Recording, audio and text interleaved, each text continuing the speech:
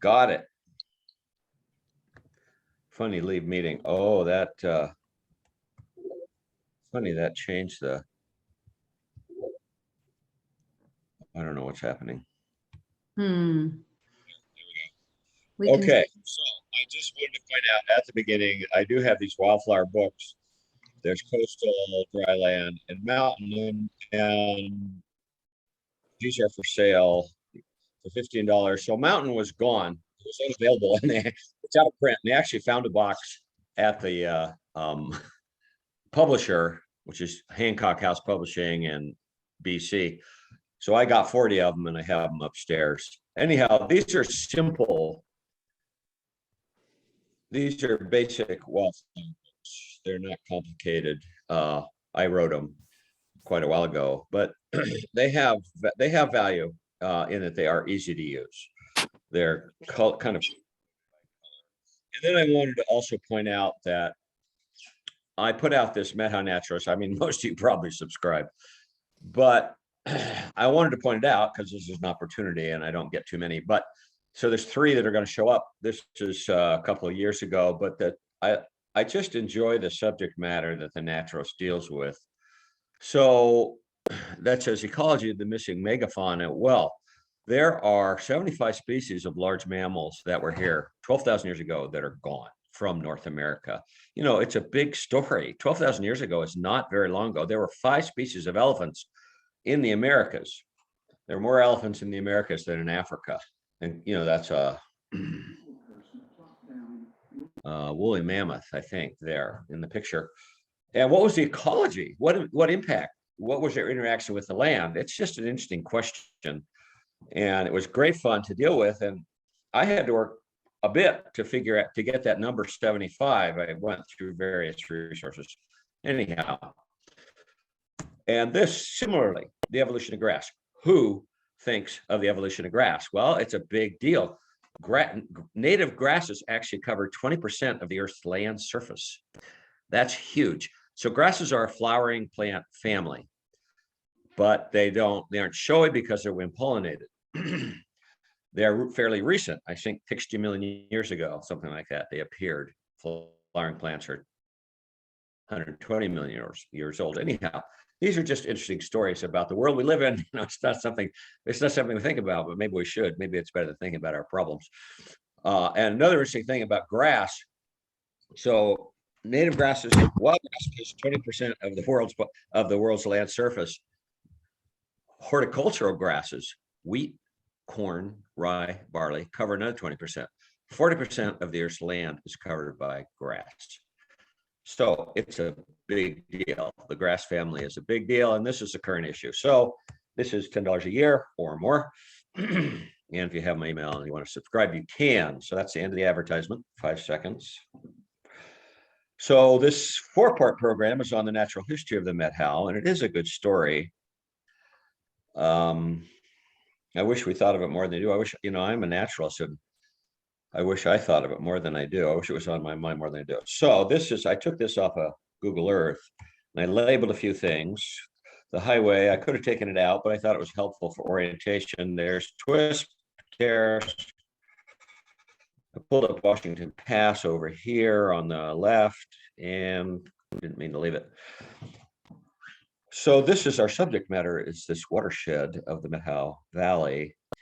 And a couple of points of interest that I noticed is look at the orientation of the mountain ranges, Lake Chelan, Twisp River to here, Methow Valley. They all have the same orientation. It has to do with plate tectonics, and it's not something I fully understand. That was not supposed to happen. But the orientation is just interesting to see. Another thing that fascinated me is look at the Twisp River. Twisp River. I never really saw this until I downloaded this picture. Look at this 90-degree turn the river makes. It looks like this is the Twisp River right here. It almost goes to Washington Pass. It looks like it should go here, but it turns here for some reason. I don't know why it does that. It could be a glacial phenomenon. It could have been blocked. I don't know. And another point of interest to me is on these lower hills down here around Twisp. You can find this elsewhere, But look at how the south sides are arid, no trees, and the north sides have trees. And that's totally because of solar gain, solar insolation. The south slopes dry out. We only get in Twisp, I think, 15 inches of rain a year. It's very marginal for forests. But on the north side, they can keep that moisture. On the south side, they cannot. This is typical for much of the Methow. The south sides are bare, north sides are forested. Here you can see it here, if you can see that cursor. So that's just, but today's, so natural history of the Methow, what's it include? I just made this list. There probably could be more, but 400 million years of geologic history. If you're going to talk about the natural history of the Methow, it started with sediment being laid down in the ocean 400 million years ago. There are surprisingly more than 1,000 vascular plants in the Methow. So vascular plants are plants that can conduct water upwards, which is a pretty good trick because plants don't have a pump. So how do our ponderosa pines that are 150 feet tall get moisture to the top of the tree, much less a redwood, which is 400 feet tall? We don't have any redwoods, although we have fossil redwoods in the Methow. There's fossil redwoods in Pipestone Canyon. I think I have a picture of one. You can see this is going to be a problem. I didn't know how much I would want to say, but we only have so much time. Mosses. So people have identified these are numbers that are on lists. So there could be more of these things. Lichens. Lichens are not plants. They are a symbiotic relationship between fungi, mostly fungi, and algae that does the photosynthesizing. Liverworts are plants. I kept thinking I should switch these and get the plants together. Anyhow, fish are not plants. 26 species. So liverworts, just all these things live here. And it's really a biological wonderland. And mostly none of us are aware of it. Maybe we should be more aware. Maybe our lives would be richer if we were. So there's 275 species of birds. You can't go out and find 275 species. Some of these have only been seen. There's 68 people on here. Twice. But birds have wings and they show up in strange places. And if somebody sees it, then we add it to our list. Mammals. There's a list of fungi, mostly mushrooms, and it's bigger than you would think. But I'm sure there's 500. It's just too hard to identify and takes too much expertise. Invertebrates. So they all interact. They're all related in big ways. A little of that comes out in the slideshow, and they're related. Luca is the last universal common ancestor. We are faced with inscrutable mystery, several, and that's kind of cool. And what the mystery I'm referring to at the moment is nobody knows how life appeared on the planet. And I'm in a conversation with Greg Student right now about the Big Bang. So everything appeared from nothing. Science says that. Science in progress.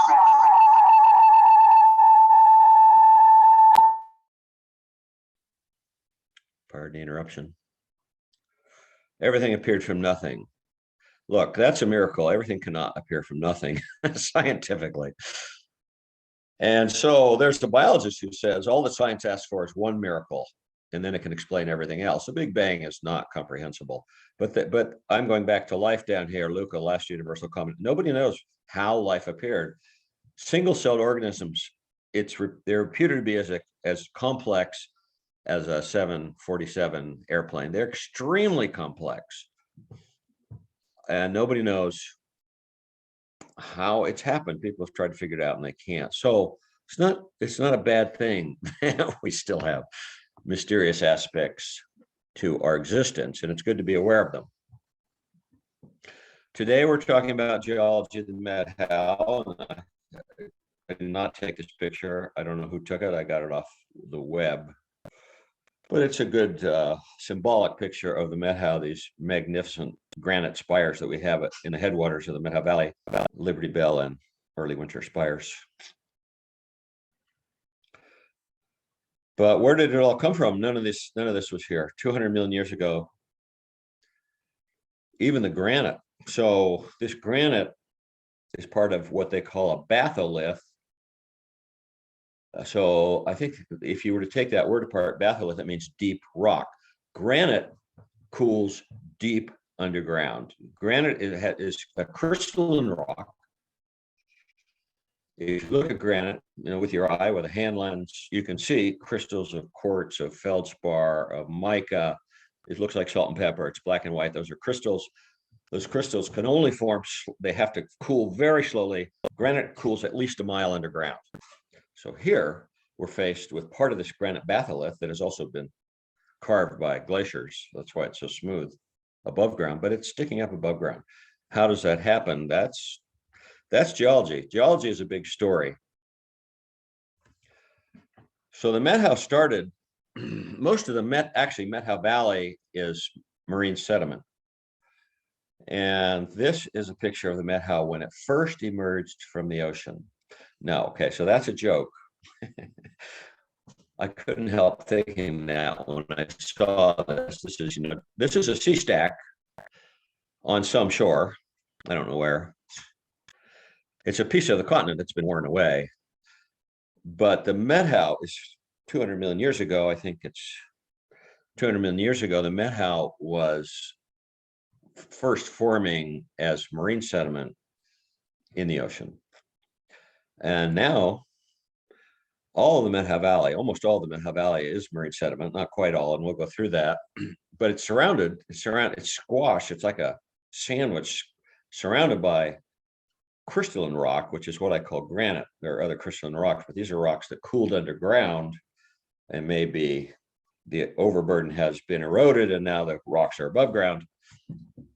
But the sedimentary rock is squashed in between them. So there's a small series of quotes here. This is David Alt in a book called Northwest Exposures. Says, when we were new to geology, we thought rocks were solid and enduring. Now they seem as inconstant as fog. So geology is a big story, and it has a lot to say to our own lives and our own presence on the planet and our own psyche, what we are capable of being aware of. This is a quote that I've enjoyed for a while, and it's just the way it is. This is the way it is, and Marcus Aurelius said it well. Time is a river of passing events, as strong as its current. No sooner is something brought into sight than it's swept away. Another thing comes along, and it too will be swept away. It's the nature of, we know that more about living things, but shockingly, it's true for geology and rocks. And I look at from where I am, I can see Bocky Hill and one of the Pipestone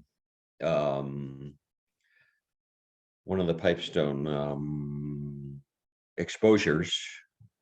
And I think, wow, that's temporary. That's not going to be there very long. And it's 60 million years old. It was laid down 60 million years ago. So I put this in. This didn't fully address what I wanted to address in the quote, but the question of what's the use of all these facts that we're constantly trying to learn all these facts.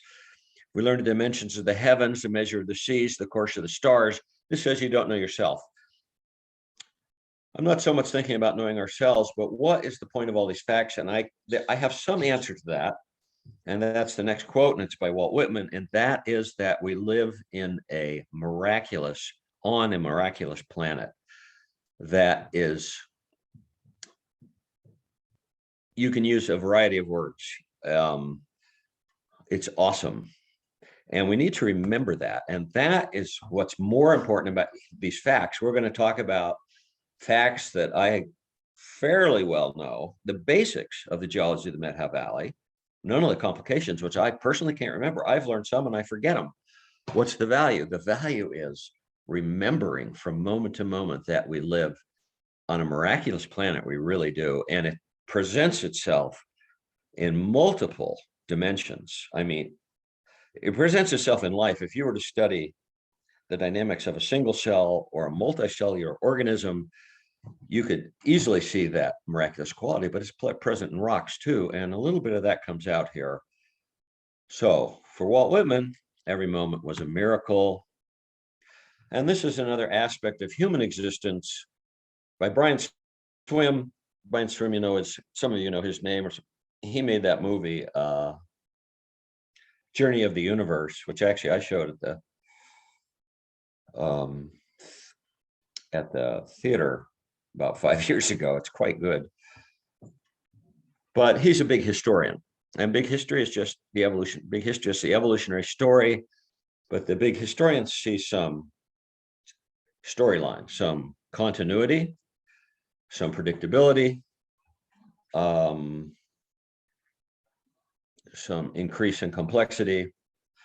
So the point here is, it's the only time it comes up in the slideshow, and I thought about that. I'm not talking about environmental issues. I'm not talking about sustainability. These are big. These are big deals. But we all are a little worn down by the issues of our time, and so they didn't go into the slideshow. But here, Brian is saying, because of the power that humans wield on the planet, we actually have some responsibility for the other species that we're impacting, and there certainly are a lot of them. This is a geologic map of the Methow Valley. So the valley is the colored part. The mountains are in the, and I'm going to label some things here. So this is actually Julian Barksdale's geology map that is in his geology report. And his report is shown a little later, and you can get that online. But his is black and white. And it's very difficult to see the different outcrops, and especially the sedimentary formations, they call those formations. So I colored it in with a color pencil. This is not this, and it was good, but it wasn't good enough. And in talking with a fellow named Ron Bomba, he offered to show me how to do it, how to color it in with Photoshop. And I gave it a try, and I couldn't do it. So Ron did it. Ron Bomba made this. And this is one of those things that is available. This costs money. It cost me $25 to have it printed. It's about 2.5 feet by 3.5 feet, plasticized. I have one on my wall. There it is. You can sort of see it there behind that pipe. That one you can see is actually native Indian tribes in North America, but just below it is this geologic map. It's a great map. It's the best geologic map of the Methow I've seen, because you can see the different formations. So here's a few labels. Twisp is there. So that's also Twisp River and the Methow River, Winthrop. Green colors are the river. So that's pointing to the Chewok River. Taking off to the left there is the Methow River, going up towards Mazama and beyond. So just getting you oriented to what you're seeing here. This sort of dark tan color are crystalline rocks. Crystalline rocks are rocks that cooled underground, granite and related types of rocks, granodiorite, diorite, granodiorite. You can see a crystalline structure. They're not sedimentary rocks. They were melted, they were igneous, they cooled underground, and they formed crystals. But so what you can see here is that the Methow is a bit of a sandwich with sedimentary rocks in the middle and crystalline rocks on either side. Up on the upper right is the Okanagan Highlands. That would be when you go up Boulder Creek and up towards Tiffany. That's granite as well, crystalline rocks. In between is all sedimentary rock. All these colors are sedimentary rock. I have a few of them labeled. So there's a twist formation. I just labeled it. It's 160 million years old. It's mostly marine. I think it has also some of the early and late formations also have a lot of volcanic rock, and there is a surprising amount of volcanic rock in the Methow. And then in between, there is no volcanic rock, and there may be a geologic reason. There is a geologic reason for that, which we can interpret if we knew how this whole system functions. I mean, the question would be, how did these marine sediments end up 200 miles from the ocean inland, squashed between igneous rocks as they are? So the Twist Formation is, I guess it's the oldest sedimentary formation in the Methow, at 160 million years old, but it would have been laid down 200 million years ago. The Winthrop Formation, so Winthrop Formation is light sandstone down by Bozo Canyon, down by the Weeman Bridge. There's some very light colored rock down there. But a thing to point out here is a lot of these formations show up. Here's the, I think you can see this cursor on the Methow. I'm tracing the route of the Methow River. We'll look at the Winthrop Formation. It's on the north and the south. These are outcrops. It outcrops on the north and the south. Twist a little less so, but here's Twist Formation, and it also outcrops here near Winthrop on both sides of the Methow River. And that theme plays out everywhere. Buck Mountain Formation. Well, actually, Buck Mountain, I couldn't find an outcrop on the south side, but it extends here, and it goes up to Buck Mountain. That's how it got its name. This is going up the Chewok River, or here. Buck Mountain's probably in this area. And then the Harts Pass Formation, both sides of the Methow, here and here. Virginian Ridge, this orange color, light orange. Well, here's Virginian Ridge here. So what's going on? Well, that'll come out. So these are those same formations in a chart form. And if you want this, I'll send it to you by email. This is put together by Julian Barksdale, the premier geologist of the Methow. I think he started working here in 1938 or 39. He worked here until he went blind, actually, in old age at about 1980, and I think he died in 85. He has reports out. I have the front page of 2 reports. I can show you one. I can email you one. You can get offline. So these are the same formations. I pointed to the Twist Formation, Buck Mountain Formation, a couple of smaller ones, Harts Pass, Virginian Ridge. And I added a few things here, and I circled them with these black lines. So this says 100 million years old. The Winthrop Sandstone's 100 million years old. You can probably see that. Pipestone is 62. Well, I put that in there because Barksdale didn't have the age, and I couldn't remember the age, so I put it in. And there's another thing that's in here. You can't see it real well, but where there's geology, if you're interested, I'm not so interested in it, but where there's a wavy line like here between 2 formations, there's something called a unconformity. There's rocks missing. And I was able to look up and find out how many years of rocks are missing. This is 6 million. I circled one down here. I think 50 million years of rocks are missing. So it's an unconformity. How do geologists know that? There are various ways they figure that out, but here's a picture of an unconformity. This is a graph up here, graphic image of an unconformity that's being created. This is sedimentary rock being laid down, sediment A, sediment B. It gets deformed by the pressures on the Earth's plates, plate tectonics. So it's tilted upwards, and most Methow sediment is tilted at quite steeply. Then erosion wears it away. So then the raw ends of the sediment are pointing up into the sky, and then new sediments laid down. So geologists can interpret this, that there's rocks missing, that it used to go up and around like this, and now they're gone. And they can age the rocks, and they can tell how many. So that's an unconformity. There are unconformities in the Methow. There's one of those 50 million years missing. There's another one I can show you a picture of. So this, you may recognize this. I labeled it here. This is on Twist River Road. This is actually Winthrop Sandstone on Twist River Road, because Winthrop Sandstone, Winthrop Formation shows up on both sides of the Methow River. Winthrop Sandstone is full of sandstone, light colored sandstone, but it's also full of organic matter. And this is so dark that it's almost coal. And you may have noticed this on those of you who live here, who's driven up, but it's 100 million years old. It's also terrestrial. A lot of the sedimentary rock in the Methow is marine, but this is terrestrial. It's full of fossils.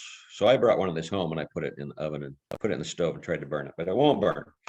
It doesn't have that much organic matter. I like this drawing because it's so simple. And this is plate tectonics. This is how plate tectonics work. The Earth's surface is rigid, a rigid crust, but it's cracked. And there's heat rising from the mantle and the core, and a lot of heat. 7,000 degrees. I think the core might be 10,000 degrees. It pushes against this crust and it moves it around. The Earth's crust is differentiated into different kinds of rocks. This one is ocean crust. It's higher in dense minerals, higher in iron and magnesium, has less dense minerals, less quartz, less silica. When the two are pushed together because of the pressures on the crust, actually there are cracks in the crust called rifts, and magma is pouring out constantly. Typically, those are in the middle of the ocean. There's a mid-oceanic rift all the way down the Atlantic Ocean with magma pouring out. So it's pushing on this ocean crust, which is cooled, pushes it against the continent. And because this is denser, the ocean crust dives under the continent, creates heat, and it creates heat because it's being forced down under continent. There's heat and pressure, it melts the rocks, and you get volcanoes on the edge of the continent. So that there is something, as you know, there's something called the Ring of Fire that surrounds the Pacific Ocean, because all around the Pacific Ocean, the ocean crust is subducting under the continental crust. Continental crust is actually lighter. It has more silica, which is less dense, and less iron. Well, how did that happen? We go into that. So this is a similar picture, just slightly more complicated. This would be the continent here, North America. This is ocean crust subducting under the continent because of the mid-oceanic rift over here that's pouring out magma and pushing the crust up against the continent. It's denser rock, so it sinks into the continent. Well, it's got a piece of continental rock stuck on it right here. They call these terrains, this word down here, if you can see this cursor, the bottom, terrain. This is a terrain. It's continental rock. It's lighter. It's made out of the higher silica, which is quartz. It's like glass. Shouldn't throw rocks on continents. Continents are very high in silica. So it's riding on the ocean crust. It's going to get pushed up against the continent, but it does not subduct. Sorry, that's doing that on its own. It's got a mind of its own. It does not subduct. It gets pushed onto the continent. It accretes onto the continent. They actually call it docking, like it's a ship. The geologists call it docking. So that terrain docked onto the continent. Well, on the upper picture, there's that sediment that washed off the continent into the ocean, and there actually should be sediment shown washing off of the terrain on the left as well. And they get crushed as the terrain is forced onto the continent and distorted, turned from horizontal to other angles. And in the Meadow, typically the ocean sediments are turned up at 80 degrees. I'll show you some pictures, but this is how it happens. Meanwhile, look, the ocean crust is subducting here under the continent. There's not like there's a hole down there. It's being forced into the mantle, which heats it up and creates igneous rocks, which may extrude as extrusive rocks, volcanic rocks, which there's a lot of in the Methow. And this is why there's a lot of volcanic rock in the Methow. There could be just as well be a volcano here, but it's because of this process of plate tectonics, which constantly repeats itself and is constantly recycling the rocks of the continents, because continental rock is eroding off the continent. Some of it gets pulled down by the ocean crust, and then it comes back up in the ocean mid-oceanic rift. I should have put a picture of that in there, but I didn't. Anyhow, the amazing thing is, even rocks on the planet cycle. There's no ocean crust, this ocean crust, not continent. There's no ocean crust on the planet that's more than 200 million years old. Planet's over 4 billion years old. The crust is constantly recycled. I mean, it's just astonishing. It's as if the planet is alive. It's as if the planet is Gaia. So this is the west coast of North America, and those different colors are all terrains. They're all smaller land masses that were carried onto the continental crust by subducting ocean plates, and they got welded onto the crust. They docked as if they were ships. So the whole west coast of North America is a product, did not used to exist, And it exists now because of this process of plate tectonics and accreting terrains. Here's that term, accreting terrains. Quite astonishing. Who would think?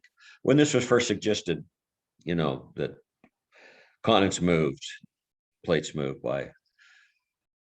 Actually, I don't know when. It was a long time ago, even 1600, people noticed that it looked like the continents had split apart, the way Africa and South America fits together. And then a scientist in the early 1900s, Alfred Wegener, was suggesting that the continents move, and he was totally ridiculed by the geologists on the planet. How could you move a continent? Well, they move. Well, how can you move them? It's this is really a very strange story. We should not get too used to it. It's just really bizarre. That what do I have here? The mantle is 4,000 degrees. I mean, why don't we burn our feet? It's not that far down. The core 9,000 degrees. Heat rises. Heat is constantly trying to rise. So you get these convection currents that crack open the Earth's crust, and this would be a mid-oceanic rift up here where magma is pouring out and it's pushing this ocean crust to either side. But the ocean crust is made out of denser rock than continental crust, so when it hits continent, it subducts. So what's a natural next question? It's the beauty of science, really, is that it asks questions. We forget to ask questions. Well, the next question is, why is it so hot? Where's all this heat coming from? And a partial answer, there are several sources of heat, but one is radioactive decay. There's radioactive elements, these three at least, uranium, radium, and radon, in the Earth's mantle and core. Uranium has 92 protons in the nucleus. That is totally bizarre. Protons are all positively charged. They repel one another. Have you ever tried to put two magnets together? They don't want to be together. They repel one another. This is 92 positively charged magnets, all in the same nucleus. Well, how did they form? How is that possible that something like that formed? They formed in supernova explosions. A supernova is a very large star, much bigger than our sun, that when it runs out of fuel, it contracts because the heat is no longer forcing it to expand. It contracts, and the heat and pressure from the contraction are so great that it explodes. In the interim, while it's contracted and there's so much pressure, it creates all of the elements beyond iron. Iron has 26 protons. So all these other elements are created in supernova explosions. Some of them can hold themselves together, but the radioactive ones spontaneously decay. They spontaneously fall apart, not very fast. It's a slow process, but they give off heat as they decay. And that is one of the sources of heat. So the only reason that plate tectonics exists on the planet is because there was a supernova explosion, or several, in the area where the solar system formed 4.5 billion years ago. The supernova went off before that. And some of these elements were in the universe at that time. So without plate tectonics, there would be no life on Earth, because it recycles all of the nutrients and elements and minerals constantly. So we are like supernova explosions. That's how strange the evolutionary story is. I'm not making this up. So I don't know if that scares you. I took chemistry when I went to college. I somehow I passed. I don't know how, because I don't know. It was in an auditorium with 250 people. I didn't learn much. But some of the basics of chemistry are they're easy to understand the function, not the why, but the function. And you'll see I've been through this before, and maybe you've seen me say this before, but this is not hard to understand the basics. So this is a hydrogen atom. Hydrogen has one proton, and I put a little H in. Hydrogen has 1 proton and 1 electron. I think one of the strangest things I've ever learned. So the electron is in an electron shell. Remember, they call them shells, they call them orbitals. I think one of the strangest things I've ever learned is that these orbitals have a preference to be full, and they can, each orbital, this is the first orbital holds 2 electrons. The second orbital holds 8 electrons. Well, hydrogen doesn't have to worry about that. It only has 1. Hydrogen prefers to have a second electron. Now, how strange is that? Where is this coming from? I mean, I looked it up and I forget what it said. You could fit 500 trillion hydrogen atoms on the head of a pin. And they have this profound organization just inherent in their structure. They prefer a second electron. Well, let's see what we can do here. Here's oxygen. Oxygen has 8 protons and 8 electrons. Well, the first 2 electrons go in the first shell, and there they are in the first shell. That leaves 6 electrons for the second shell. Well, the second shell holds 8, according to the rules of the universe. So hydrogen wants a second electron. Oxygen wants 2 electrons. Well, let's just combine those. You see what's predictable? If you combine 2 hydrogens, if they could share electrons, if you combine 2 hydrogens with 1 oxygen, the outer shell would be full. It would have 8 electrons, and each of the 2 hydrogen shells would be full because they would have 2 electrons. It's built into the structure of the universe for water to appear. And you're combining 2 gases, oxygen is a gas, hydrogen's a gas, you combine them and you get a liquid. It's an emergent property of the universe, and it is built in to the structure of the universe. There's no way around this. It's just the most bizarre, mysterious phenomenon that water would form. And this is true, though, for all of the compounds. It's this attraction, these outer shells, and there are many more shells. We only have to deal with 1 more shell. I think it comes up here. Yeah, so silicone, the element silicone. Silicone has, I think 14. So the first shell's full, two electrons. The second shell's full, 8. That's 10. And yeah, 14. So there's 4 in the third shell. Well, the third shell wants 8. There are complications of that story. The third shell can hold more than 8, but first it wants 8. Well, what could we combine silica with? Well, how about oxygen? Oxygen, can anybody do the math here? Silica wants 4 electrons to fill its third orbital. Oxygen wants 2 electrons. That means 2 oxygens. With a shared electrons, you could have 2 oxygens and you'd have SiO2. What is that? That's silica. It's quartz. It just forms naturally. The universe wants quartz. It's built into the electronic structure of the universe. I just find it totally bizarre. And so here's Ilya Prigogine addressing this, and he's no slouch, got a Nobel Prize in chemistry. He's talking about organic structures. I was just talking about inorganic structures. So what he's saying about organic structures is also true for inorganic structures. The probability that organic structures and the most precisely harmonized reactions like oxygen and hydrogen combining, that they would be generated by accident is 0. I'm not talking about God. I'm talking about the perfection of the universe. I mean, it's not my idea. It's just there. You can't really argue with it. This is oxygen in the atmosphere over time. Those numbers at the bottom. Here's my little cursor. 4 billion years ago. So the planet is thought to be 4.5 billion years old. 4, 3, 2, 1 today. There was no oxygen in the atmosphere initially. It's gone from basically 0. This is 0.11, 0.1 1,000th of a percent to 20%, 21% today.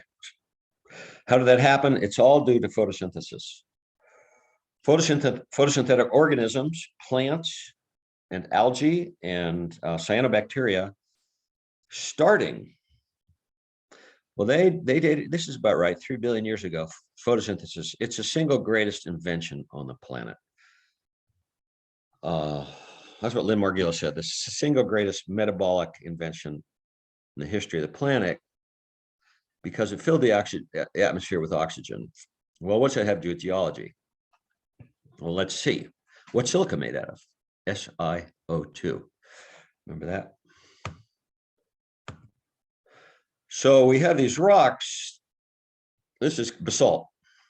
Basalt is 50% silica, silicone plus oxygen. Silica is glass. It's 50% SiO2. Granite is 70%. It's not all that much higher, but it's much less dense because it's higher in silica, and it's much lighter in color. Granite makes up continental rock, and basalt makes up the ocean crust. The amount of continental crust has increased over time. How's that possible? It's because of the oxygenation of the atmosphere. So the increase in continental rock is due to the advent of life, because it is life that pumped oxygen into the atmosphere. Also, I had to throw this in, and I took this picture from my porch. This is what we put up with in the Methow Valley. This is Bocky Hill and the Carlton Complex fire. A fire came down the hill from Bocky Hill, and it was a long ways away. There was an alfalfa field between me and it. I knew I wasn't in any danger, but it made a good picture. But there, you cannot have fire without oxygen in the atmosphere and without organic matter. Rocks don't burn. You can melt rocks, but when they cool, they're still rocks. They're the same rock, almost the same rock. They might have crystallized a little bit. Anyhow, before plants pumped oxygen in the atmosphere, there was no fire. And before there were plants, there was nothing to burn. We've written about that in the natural. So, mysteriously, continents have increased dramatically over time from almost nothing. So the map down below, the dark blue are cratons. That is and that's actually, it just says more than 2 billion years ago, 2.5 billion years ago. The Earth is 4.5 billion years. So I'm not sure that the oldest rock's about 4 billion years old, and it would be these cratons. So it's continental rock. It's higher in silica. So it was floating above it. If you'll pardon that expression, it's hard to think of rocks as floating, but they do rise above the denser continental crust.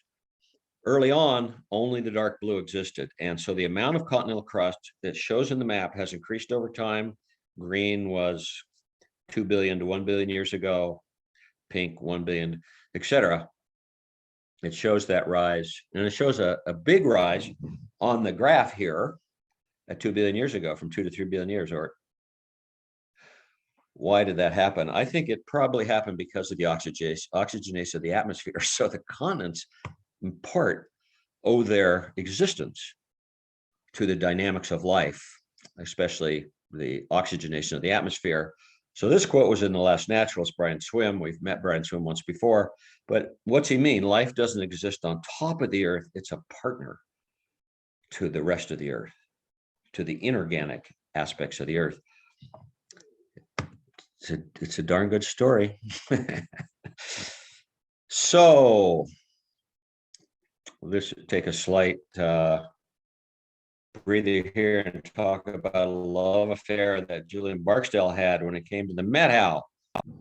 But his love affair was with the Methow. And this is the cover of an article that he wrote for the, what's it called? The Okanagan Historical Society magazine. And there's the date, spring '83.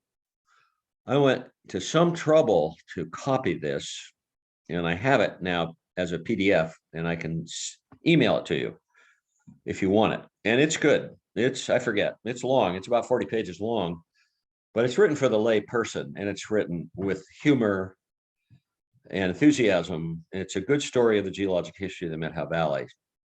So if you want that, you can have it. And if you want this, and this is his scientific report on the geology of the Methow Valley, if you Google that title, you can download this as a PDF. online, the Geology of the Methow Valley. This came out in 75, yeah. So these are good resources if you want to, especially the layperson's version is just easier to read. This one is a little more difficult to follow. Not terrible, but it's more geology terminology. So this is the geologic time scale going back to, I should have circled this down at the bottom here, but the Earth being 4.5, 4.6 billion years old. Photosynthesis appearing long ago. But what do we have here? So up above, this is million years old. So these are million years old, 65 million years. The Methow ocean sediments were being laid down 250 million years ago. The Pipestone Formation is thought to be 62 million years old. The Pleistocene, so these are just events in the Methow formations. Pipestone is actually the most recent formation, is 62 million years old in the Methow. Pleistocene Ice Age started, actually it says 1.5, I don't know why I changed it to 2, but it's a big event in the Methow. There was so much ice in the Methow recently. The last glacial advance, and I do have some pictures, the last glacial advance, time is flying by, peaked 15,000 years ago, 15,000 years ago. I mean, that is recent, and started to melt 14,000 years ago. And there were multiple glacial advances. That was just the last, and certainly a big one. So I put this in because there's a lot of volcanic rock in the Methow. So I circled this. Do you remember these terms? Intrusive rock, cools underground, granite. We all know granite, but granite's intrusive. As I said, it cools underground. Extrusive, that's volcanic. Anything rock that comes out on the surface, and molten rock, is extrusive rock. And I pointed this out. So we know granite, we know these less well. But these are intrusive rocks. These are volcanic rocks. Well, in the Methow, there's a lot of andesite.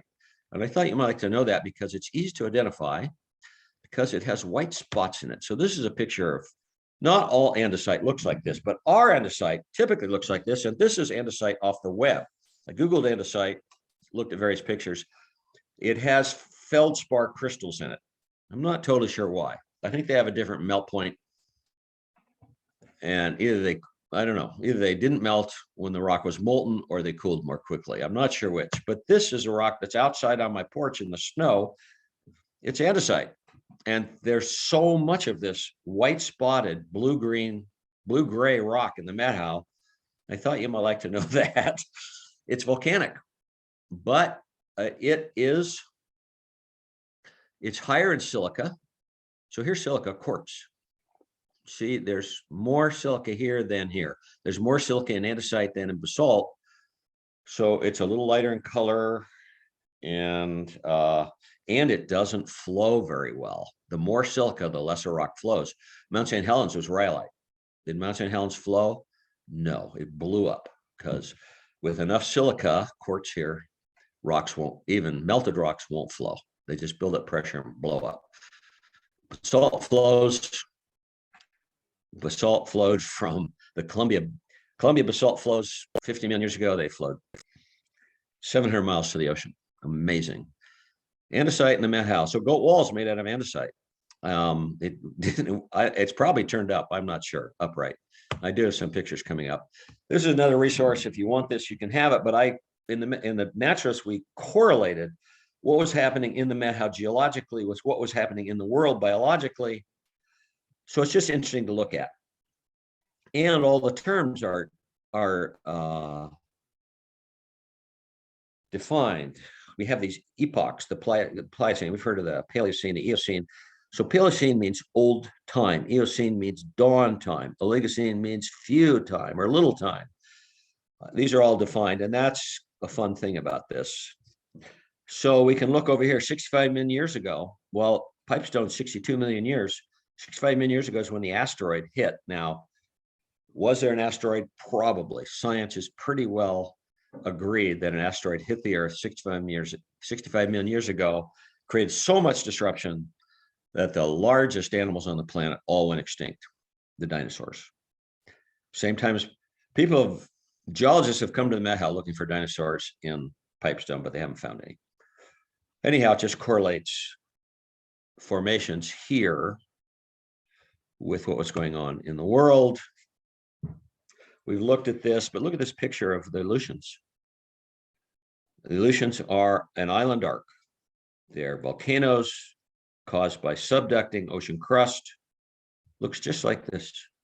You just get a picture of how this is still going on today. Speeding up a little bit. This is a cross section of the Methow here. And there's crystalline rock here, sandwich, crystalline rock here. And in between is sedimentary rock that has gotten squished by these terrains of crystalline rock forcing themselves onto the continent and deforming the sedimentary rock. So the Methow Valley is a syncline. See, you can see the rocks have sunk here. That's why the rocks show up on both sides of the river. Orange, orange, that's Winthrop sandstone, yellow, yellow, Virginia Ridge. I thought this was interesting. It's in a book on geology, but it had the Methow ocean in it. It says Methow Shelf. It's an ocean.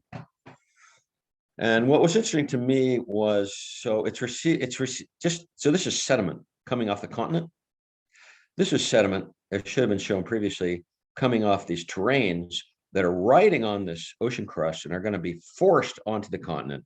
And this ocean sediment is going to be smashed. So this is an interesting graphic. And what I particularly like about this is that it shows the direction that the sediments came from. See, sediments here could come from the east, or the west. These sediments are west, these sediments are east. If you're going to smash them into the Methow Valley, they could come from either directions.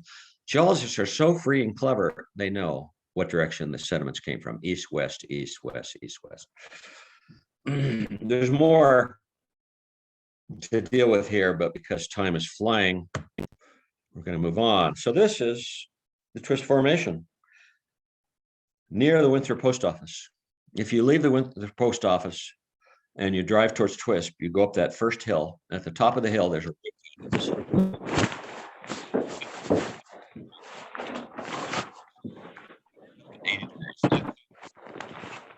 great typical sediments. A few ocean sediments have been found in the Twist Formation. Ocean system, and andesite. A few fossils. This is Buck Mountain, but it's not all Buck Mountain. This is Bucky Hill. That upper pink stuff is Pipestone Formation. Put an arrow in here. This is Buck Mountain down below. It's not pink. It's I don't know what color that is. Gray-green. Probably andesite, actually, and marine sediments. So in this case, we have Pipestone Formation right on top of Buck Mountain. Well, Buck Mountain's 130 million years old, and Pipestone's 60 million years old. So there are 60, 70, 80, 90, 100. There's 60 or 70 million years of rocks missing right here. That's the way geology goes. It's a river of passing events. Things appear and they disappear, and it's up to the geologist. So this is a fossil that's found in the Buck Mountain Formation, which extends way up the Chilliwack River. And there are outcrops like this. I've never found fossils in this. This is right near my house. But up the Chilliwack, there are outcrops, and there are a lot of fossils in those outcrops. And this is one of those fossils, but this is one page of a list of fossils found in the Buck Mountain. These are all marine shells. It's just loaded with fossils. And this went on for 3 or 4 pages. I can send that to you if you want it. Hart's Pass Formation. So note the upturn. Well, I put an arrow here. Look at the sediments. They're turned up at 80 degrees again. Hart's Pass Formation. I'd have to look for the age, probably 120 million years old. This is a drawing of fossils that Julian Barksdale and his wife, Mary Jane, I think is her name, found. This is from 1939, 1940, when they were first here, and they were so excited to start to interpret this geology. This is Virginia Ridge. You know, anything, you know, you may remember this view. It's from Big Valley Ranch, on the road at Big Valley Ranch, where I took this picture. It's marine sediment turned up at 80 degrees, not 90 degrees. And by the way, I forget, oh yeah, I forget what's next here, but when you go to Harts Pass, it's not the Harts Pass Formation. As you're driving up the road and even Slate Peak, it's Virginia Ridge Formation. It doesn't really matter. This is a picture taken on the row of marine gastropods, right where you park the cars to hike up to Slate Peak. It's just loaded with casts. The holes are cast, but there are shells as well of marine fossils because it's ocean sediment, 100 million year old ocean sediment. This is something that a friend showed me. So Cache Creek is near, if you drive up, this is Virginia Ridge Formation. It's on the Harts Pass Road. Cache Creek, you may remember there was a Cache Creek cabin. Once you go around Dead Horse Point and you're heading up the hill, there was a Cache Creek cabin. There's a big, anyhow, it's in that area, but just the deformation of the rock I thought was so magnificent that I wanted to show this picture. We hiked in there. Winthrop Sandstone near the Weeman Bridge. It's terrestrial sandstone. There's a big story with the Winthrop Formation. We don't have time to go into it. It may have come from somewhere else. This may have been a terrain. Well, that is the biggest part of the story, that came from Mexico and rode on an ocean crust 1,000 miles north and then was accreted onto the continent. There is a fellow named Ian Miller. So this is the front page of his doctoral dissertation. He grew up on Squaw Creek, and he's now a PhD paleontologist at the Denver Museum of, I forget what, paleontology maybe. But he did his PhD dissertation on the fossils of this Winthrop sandstone, and he and his family spent 2 summers here, and he found 135 species of fossil plants. Just a magnificent piece of work and collection. And this is Midnight Peak. You recognize, those of you who live here recognize the rock. This is all volcanic rock. So those formations we went through, this series of Harts Pass, Virginia Ridge, Winthrop Sandstone, there's 60 million years with no volcanic rock in them. There was volcanic rock in the Twist Formation and Buck Mountain, no volcanic rock, and then an outburst of volcanic rock making up most of the Midnight Peak Formation. And these are layers of volcanic sediment that then got turned up at 80 degrees. I don't know why sedimentary rock likes 80 degrees so much, but you can see the layers here. And the Ventura member, which is this pink one. And finally, Pipestone. So this is young. This is the youngest sediments in the valley, well, the youngest sedimentary rock in the valley at 62 million years. And it's an interesting phenomenon because at the down towards the base, it has, this is a road cut through Pipestone Canyon, but it shows the cobbles that make up some of the sediment in Pipestone Canyon. And at the base of Pipestone, there are cobbles that are the size of a Volkswagen bus. So how was this sediment transported if you're going to move rocks of size?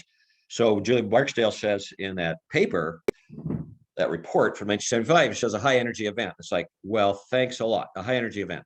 I've never fully figured it out, but I think, and I think others think, and I'm going to pull up a picture here of a mountain stream. I think Pipestone was probably a mountain canyon with fast moving water. How do you move boulders, rounded boulders, water rounded boulders the size of a Volkswagen bus or Volkswagen car? This is probably how Pipestone formed in the lower stages.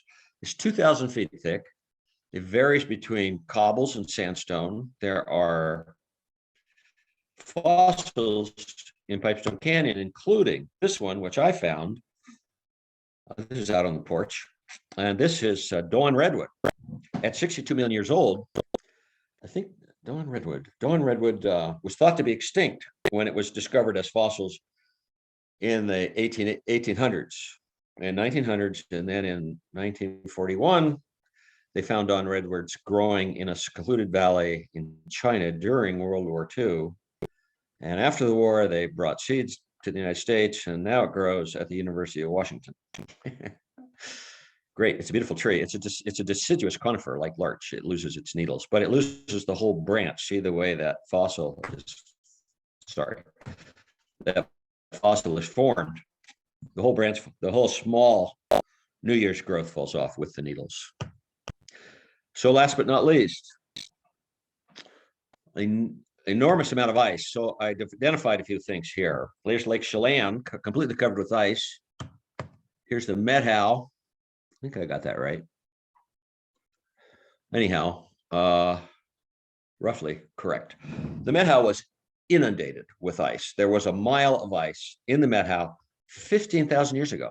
It's just unbelievable, the degree to which things change over time. And that is the great theme of geology. And this is a picture I took. Some of you have seen this before, 15,000 years ago, of Silver Star and Gardner as nunataks sticking out of that 1 mile depth of ice in the Methow Valley.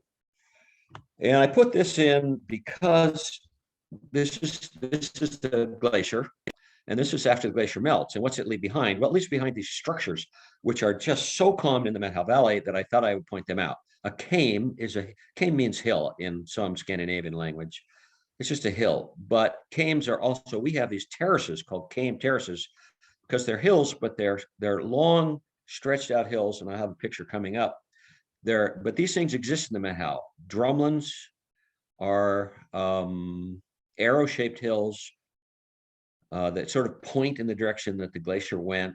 Kettles are ponds made from ice that kept glacial sediment from filling a certain location. And then after the ice receded, those ice chunks melt and left a hole in the ground.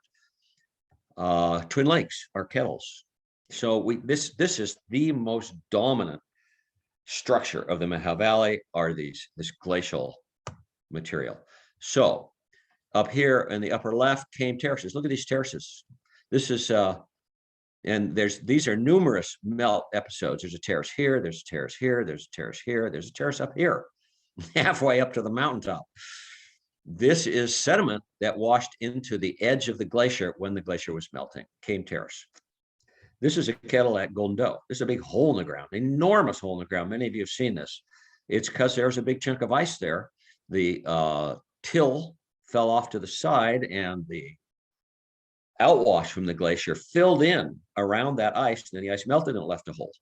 Here's a drumlin. This is up by Sullivan's Pond. As you drive up to Sullivan's Pond, it's arrow-shaped. It's stretched out in the downstream position. Anyhow, these are things to watch for in the Methow. I think maybe there's a few more coming up here. Oh yes, this rock glacier up at Hoodoo Pass. It looks like ocean waves, but it's made out of rocks. Why? There's ice. There's still a glacier underneath here, slowly moving down the hill and creating this wave structure in the rocks above it. It's buried, probably under 100 feet of rocks. This is a drunken forest. This is at that rock glacier, but it shows the movement of the ice. A tree grew up and then the ice moved under it and it knocked the tree over. And this is a glacial erratic. And this is on the way up to Libby Lake, on the trail to Libby Lake. And look at the way it says perched there. It is just dropped by the glacier when the glacier melted. It's from somewhere else. It's a different kind of rock than so we are at the end, very close to the end. I'm glad to say, because I don't mind going to 10:15, but I don't want to go beyond. So this is Dryas. It's very common on Tiffany. And it's in the Sawtooth Range, but it's up high. It's above timberline. It's only above timberline.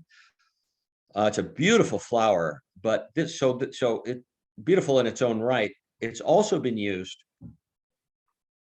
to interpret glacial history, recent glacial history. And I'm going to pull up this graph, which I can. So here's 15,000 years ago. Well, this shows the coldest temperature here 15,000 years ago, which is pretty much what I was saying. that was the height of the glacial advance in the Methow. And by 10,000 years ago, the ice was completely gone and it had warmed up to present day temperatures. This shows it a little bit warmer than today. That's not important. Temperatures change. But what's interesting here is after the cold spell, temperatures went up and the ice melted. The ice age came to an end, and then there was a return. So 15-degree warming, 15 degrees, imagine that. You know, we're worried about 3-degree change. So we're all going to die if it changes 3 degrees. So in Europe, the paleontologists, maybe, I think that's the right term for someone who studies fossil pollen,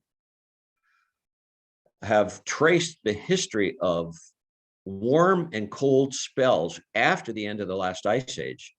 And what they find is that this dryas, which only grows on high mountain peaks, was present in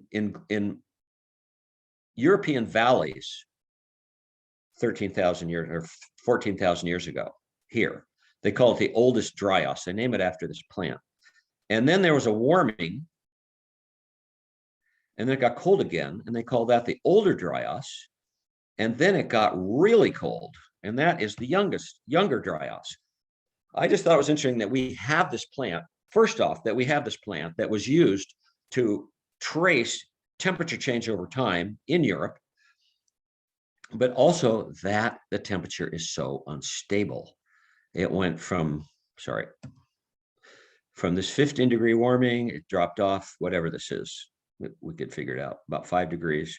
Look, this is probably 10-degree change.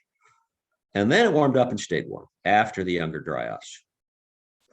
And it's often said that we're in an anomalous 10,000-year period of fairly stable climate. So that brings back this statement by Marx Aurelius: time is a river of passing events. Things are not so stable. And geology proves it, and biology proves it. And it's not only good to be aware of, it's exciting. It's the beauty of our dynamic planet. Here's the planet today. Did you think this is a finished product? I got this off the web. I did not take this gorgeous picture. So none of these plants are here 15,000 years ago. It was a mile of ice. How did they get back?